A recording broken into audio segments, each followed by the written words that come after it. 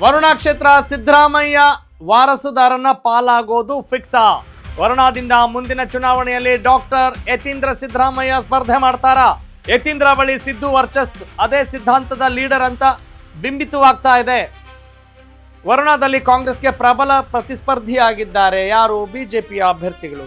ಕಳೆದ ಬಾರಿ ಕಾಂಗ್ರೆಸ್ ಎದುರಿಸುವಲ್ಲಿ ಭಾರತೀಯ ಜನತಾ ಪಕ್ಷ ವಿಫಲವಾಗಿತ್ತು. ಆದರೂ ಒಳ್ಳೆಯ ವೋಟ್ಸ್ಗಳನ್ನ ತೆಗೆದುಕೊಂಡಿತ್ತು. ಕಳೆದ ಚುನಾವಣೆಯಲ್ಲಿ ಹೈ ವೋಲ್ಟೇಜ್ ಕ್ಷೇತ್ರವಾಗಿತ್ತು ವರುಣಾ ವಿಧಾನಸಭಾ ಕ್ಷೇತ್ರ. ಸೋಮಣ್ಣ ಸಿದ್ದರಾಮಯ್ಯ ನಡುವೆ ನಡೆದಿತ್ತು ನೇರ ಹಣಾಹಣಿ. ಹೌದು, ಬಹಳ ದೊಡ್ಡ ಮಟ್ಟದ ಹಣಾಹಣಿ ಇತ್ತು. 46,000 ವೋಟ್ಗಳ ಅಂತರದಲ್ಲಿ ಜಯಗಳಿಸಿದ್ರು ಸಿದ್ದರಾಮಯ್ಯನವರು.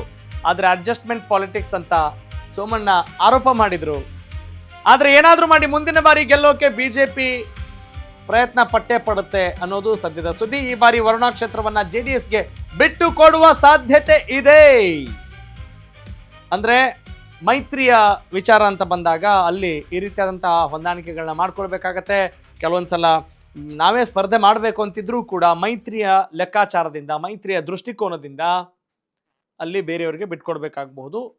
ಏನು ಮಾಡೋಕ್ಕಾಗಲ್ಲ. That is part and parcel of the ಮೈತ್ರಿ ಅಥವಾ ದೋಸ್ತಿ. ಎಸ್, ಈಗ ಅಲ್ಲಿಯ ಜಾತಿ ಲೆಕ್ಕಾಚಾರ ಹೆಂಗಿದೆ?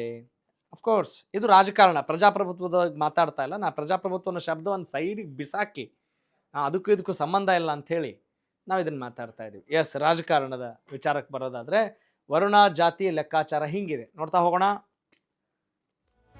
ಲಿಂಗಾಯತ ಸಮುದಾಯದ 60,000, SC ST ಸಮುದಾಯದ 51,000, ಕುರುಬ ಸಮುದಾಯದ 20,000 ಮತಗಳಿದ್ದಾವ್ರಿ. ಇದು ವರುಣಾ ವಿಧಾನಸಭಾ ಕ್ಷೇತ್ರದಲ್ಲಿರುವಂಥ ಜಾತಿವಾರು ಮಾಹಿತಿ.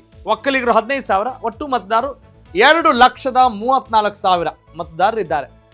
ಈಗ ನೆಕ್ಸ್ಟ್ ಜಾಸ್ತಿ ಆಗ್ಬೋದು, ಹಾಗೆ ಆಗುತ್ತೆ, ಆಫ್ಕೋರ್ಸ್ ಇದ್ದೇ ಇರ್ತಾರೆ. ಆದರೆ ಸದ್ಯದ ಲೆಕ್ಕಾಚಾರದ ಪ್ರಕಾರ ಕಳೆದ ಬಾರಿಯ ವೋಟರ್ಸ್ನ ಆ ಒಂದು ಕೌಂಟ್ನ ತೆಗೆದುಕೊಂಡಾಗ 2,34,000 ಮತದಾರರು ಅಲ್ಲಿ ಇದ್ದಾರೆ. ಅದರಲ್ಲಿ ಯಾವ್ಯಾವ ಸಮುದಾಯದಿಂದ ಇದ್ದಾರೆ ಅಂತ ನೋಡಿದ್ರಿ, ಹೌದಾ? SC ST 51,000, ಕುರುಬ ಸಮುದಾಯದ 20,000, ಲಿಂಗಾಯತ ಸಮುದಾಯದ 60,000 ಮತದಾರರು ಅಲ್ಲಿ ಇದ್ದಾರೆ. ಅಂದರೆ ಯಾರು ಅತಿ ಹೆಚ್ಚು ಸಂಖ್ಯೆಯಲ್ಲಿ ಅಲ್ಲಿ ಇರ್ತಾರೋ ಅವ್ರಿಗೆ ಟಿಕೆಟ್ ಕೊಡೋದು ಕೂಡ ಅಷ್ಟೇ ಸಹಜವಾಗಿರುತ್ತೆ. ಅದು ರಾಜಕಾರಣದ ಒಂದು ಕ್ಯಾಲ್ಕುಲೇಷನ್.